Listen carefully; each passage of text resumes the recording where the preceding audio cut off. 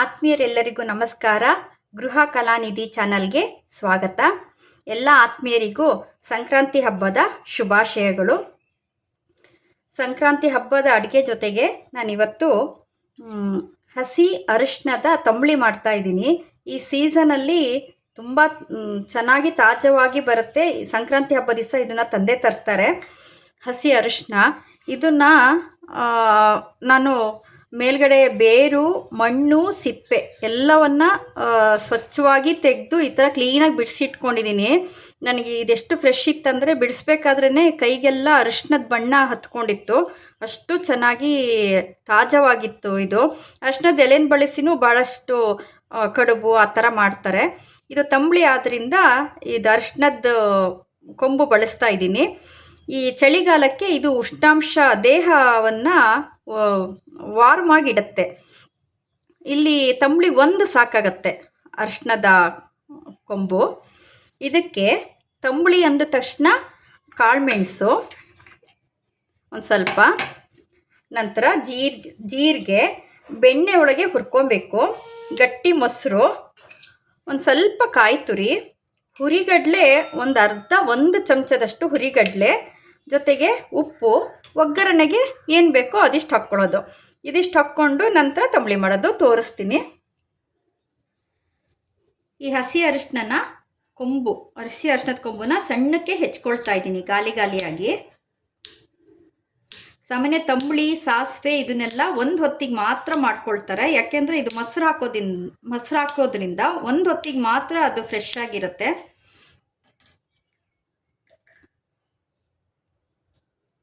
ಇನ್ನೊಂದು ಸಣ್ಣದೊಂದು ಕೊಂಬಲ್ಲಿ ಅದನ್ನು ಹೆಚ್ಚಾಕ್ಕೊಳ್ಳೋಣ.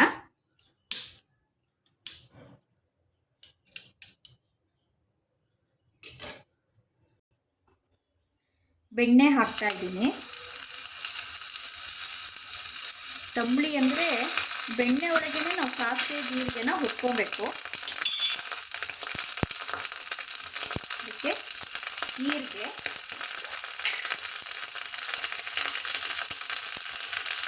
ಒಂದು 5-6 ಕಾಳುಮೆಣಸು,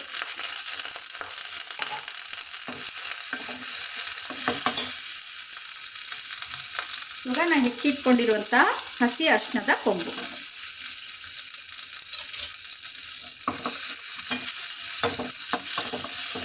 ಇದಿಷ್ಟು ಹಾಕಿ ಹುರ್ಕೊಬೇಕು.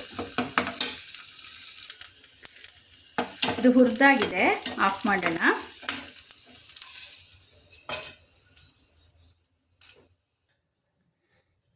ಈಗ ಒಂದು ಮಿಕ್ಸಿ ಜಾರ್ಗೆ ಒಂದು 3 ಚಮಚದಷ್ಟು ಹಸಿ ಕಾಯಿ ತುರಿ, ಹುರಿಗಡಲೆ ಸ್ವಲ್ಪ ನಮಗೆ ದಪ್ಪ ಬರಲಿಕ್ಕೆ 1 ಚಮಚದಷ್ಟು ಹುರಿಗಡಲೆ, ನಂತರ ನಾವು ಹುರ್ಕೊಂಡಿರುವಂತಹ ಕಾಳುಮೆಣಸು, ಜೀರಿಗೆ, ಅರಿಶಿಣದ ಕೊಂಬು,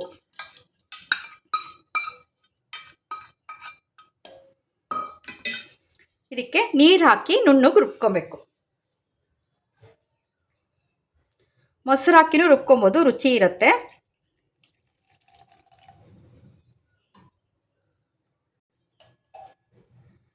ಇವಾಗ ರುಬ್ಬಾಗಿದೆ,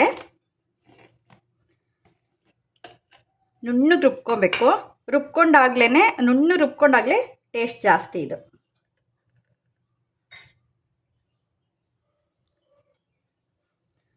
ಇದು ಜಾರಲ್ಲಿರೋವಂಥ ಅಂಶ. ಇವಾಗ ಪುಡಿ ಉಪ್ಪು ರುಚಿಗೆ ತಕ್ಕಷ್ಟು ಒಂದು ಸ್ವಲ್ಪ, ಆಮೇಲೆ ನಾನು ಒಗ್ಗರಣೆ ಮಾಡಿಟ್ಕೊಂಡಿದ್ದೀನಿ. ಸಾಸಿವೆ, ಕರಿಬೇವು, ಒಣಮೆಣಸಿನ್ಕಾಯಿ,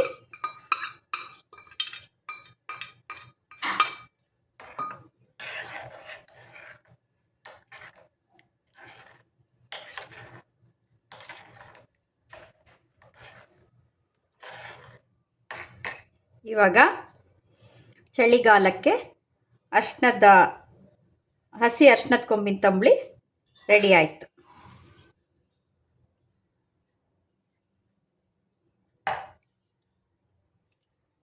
ಆತ್ಮೀಯರೇ, ನಮ್ಮನೆ ಸಂಕ್ರಾಂತಿ ಹಬ್ಬದ ಊಟ ಇವತ್ತು ವಿಶೇಷವಾಗಿ ಹಸಿ ಅರಿಶಿಣದ ಕೊಂಬಿನ ತಂಬುಳಿ, ಪೊಂಗಲ್ಲು, ಸಜ್ಜಿಗೆ, ಸಿಹಿಗೆಣಸಿನ ಪಲ್ಯ, ಸಿಹಿ ಕುಂಬಳಕಾಯಿ ಪಲ್ಯ, ಸಿಹಿ ಗೆಣಸಿನ ಪಲ್ಯ, ಕೋಸಂಬರಿ, ಹಸಿ ಬಟಾಣಿ ಕಾಳು ಚಿತ್ರಾನ್ನ, ಸಾರು, ಅನ್ನ.